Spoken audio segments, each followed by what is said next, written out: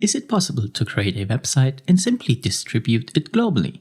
This is part of today's episode, as I want to focus a bit more on the topic of global UX and if it is actually possible to create one solution for the entire globe.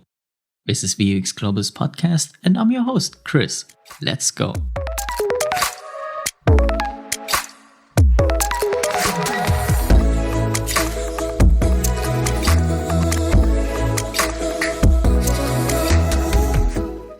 A global user experience, that would be great, right? You develop one website and can simply publish it all over the world. I'm sorry to say, but in most cases it is not that easy. In most cases you cannot publish a website globally as the target groups can vary completely. What could be some components why a design cannot work globally? It has not necessarily something to do with different countries. And therefore many brands do not develop a different website for every single country, except from adjusting the language. But how should the target groups be selected then? That depends, but I would say that it is related on the culture a person lives in. And this culture is defined by many more aspects than by only the language they speak. The language obviously has an impact on the culture.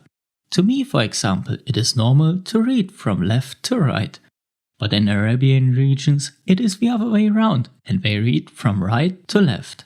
So if we design a poster for the European market, for example, and we have the image what it was like before on the left, then the solution we promote in the middle, and on the right, how the person's life has become better after he or she has used our product.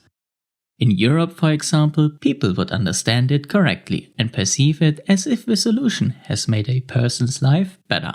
In Arabian regions, however, people would understand it the wrong way. They might understand it as a warning, as they read it the other way around, and when it says, "Have a good life, use the product, and it will get bad." Another example for the reading direction, which is more related to the UX of digital solutions, is the following. Let's say we have a big list that is ordered after the alphabet.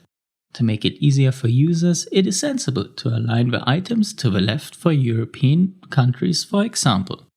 Therefore, all words start on one line and the first letter can be perceived easily.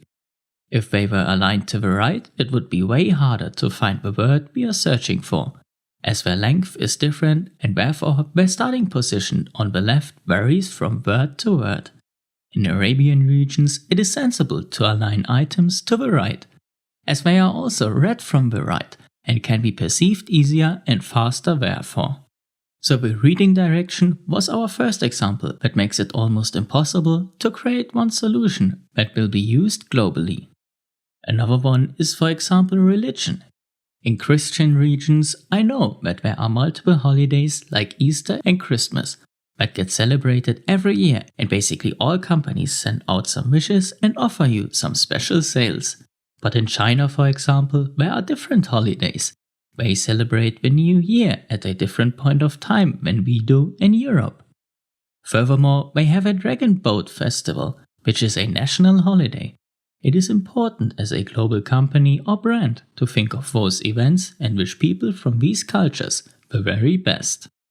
Now I believe it is time for our music break. And after that, I will be right back with some more interesting facts about global user experience.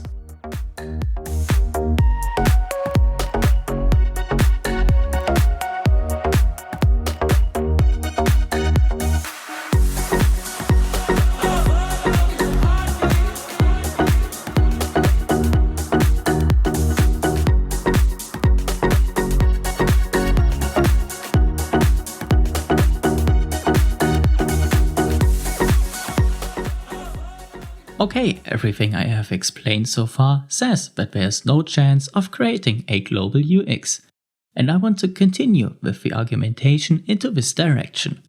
Think about colors.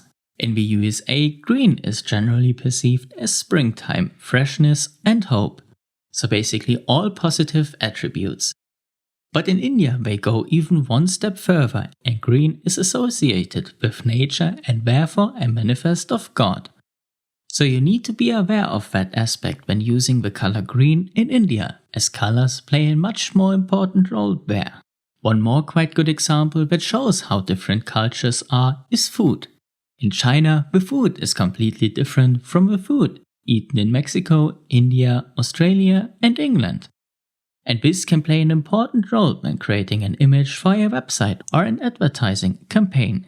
If food should be shown inside the photo or video, make sure that food is actually eaten in the culture you want to show the video or photograph in, as people will otherwise not be able to associate with it. So let's go back to the definition of UX. Part of it is that previous experiences and culture play an important role on how a solution is perceived by a person. If you take all aspects I have shown you during this episode into consideration, you will also come to the conclusion that it is not possible to create a global UX, and many companies have understood that. And therefore they have, for example, developed a website for multiple different cultures, not countries. Yes, I know this example is related to countries, but have a look at starbucks.co.jp for Japan, at starbucks.com and compare them. This is not some paid advert, only a quite good example at the moment, and you will see that those websites are completely different. There are some niche sites that can be developed globally, as the target group is still quite small and they are a global culture themselves.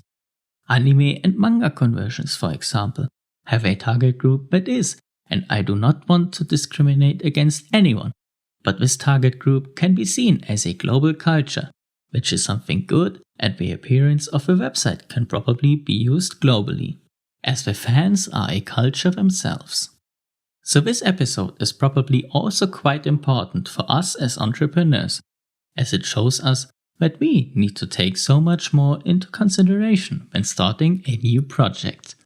Especially holidays in different cultures are very important and need to be taken into consideration. Know your target audience and do some research on what their culture is like. And the best thing would be to go there and experience it yourself. And with that, I would like to end today's episode. Thank you so much for listening, and remember, always keep pushing. Have a good one.